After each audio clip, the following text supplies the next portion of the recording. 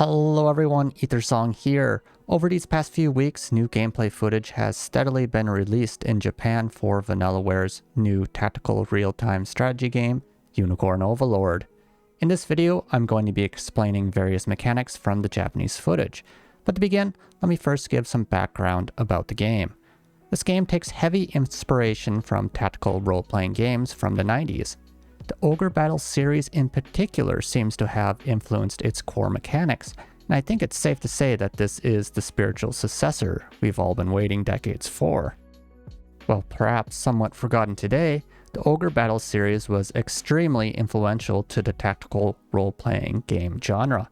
The series began on the Super Nintendo with Ogre Battle, March of the Black Queen, that released in Japan in 1993.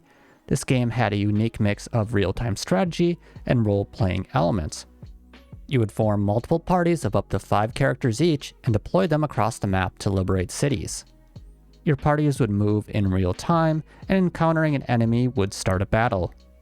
The game featured an alignment system for units, multiple secret characters, and numerous endings.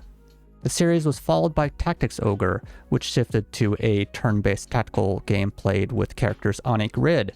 This proved to stand as a foundation for future tactical role-playing games, Final Fantasy Tactics in particular. Following Tactics Ogre, the series once again returned to a real-time strategy style with the release of Ogre Battle 64. The essence of Ogre Battle is proudly on display in Unicorn Overlord. Ogre Battle, March of the Black Queen is one of my favorite games of all time, so I was ecstatic when I saw this game announced by Vanillaware. Let's take a look at some of the gameplay mechanics we have learned from the recently released footage. Similar to Ogre Battle, you'll be able to create parties on a 6-tiled grid to deploy them from your bases across the map. Deploying a unit requires a resource called Brave. One unit requires 1 Brave. You can gain more Brave by defeating enemies and liberating cities and strongholds. When one of your unit encounters an enemy, an encounter menu appears. From this menu, you are able to do things like changing your formation and checking on an enemy's status before battle. Clicking on the battle option starts the actual battle. By liberating locations, you can increase your Brave and score when clearing the stage. Liberated locations are treated as a base and units can be deployed from them. Units have different movement power as well. Higher movement power lets a unit move faster across the map. A unit's movement power is based on all characters within that unit. There is also something called the change mechanic.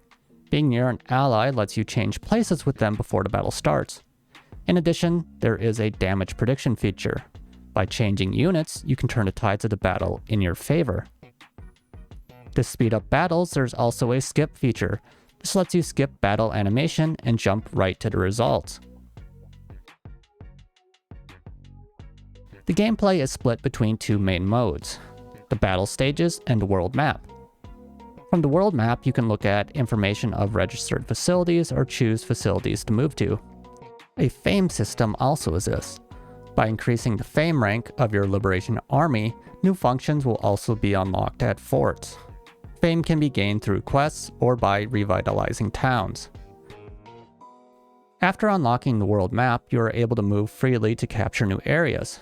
In addition, it is possible to gather materials around a map and talk to various characters. Some characters have quests that ask you to gather certain items.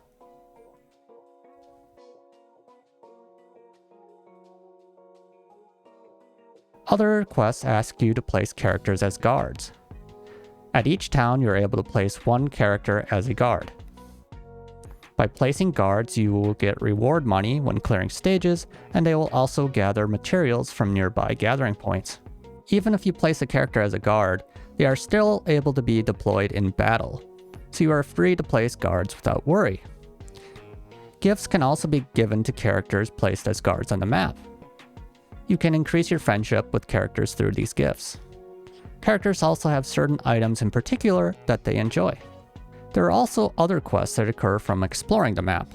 For example, here we see the main character encounter an angel character. Occasionally, enemies can also be encountered while moving around the map. Exploration of the world seems key to seeing all the game has to offer.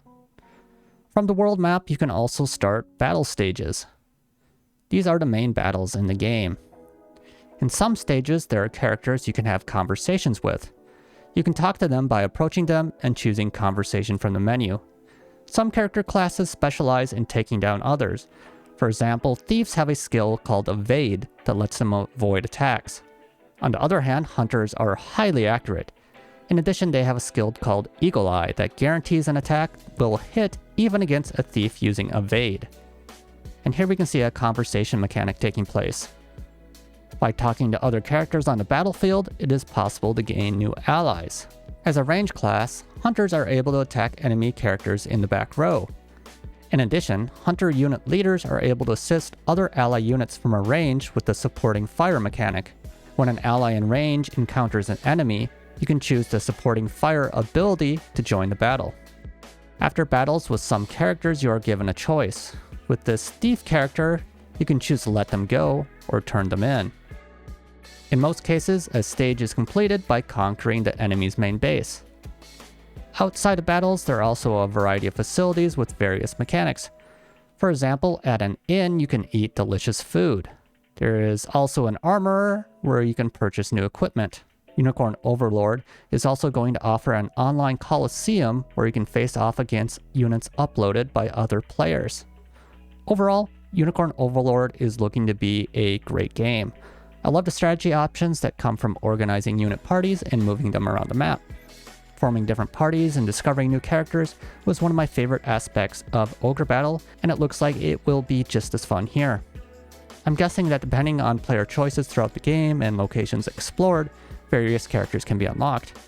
There are said to be over 60 characters in total. In any case, I can't wait to play Unicorn Overlord next year. I have already pre-ordered my collector's edition so I can get my hands on the unique Dominion-like card game as well. If you enjoyed this video and would like more Unicorn Overlord content, let me know in the comments. And as always, thanks for watching. Later!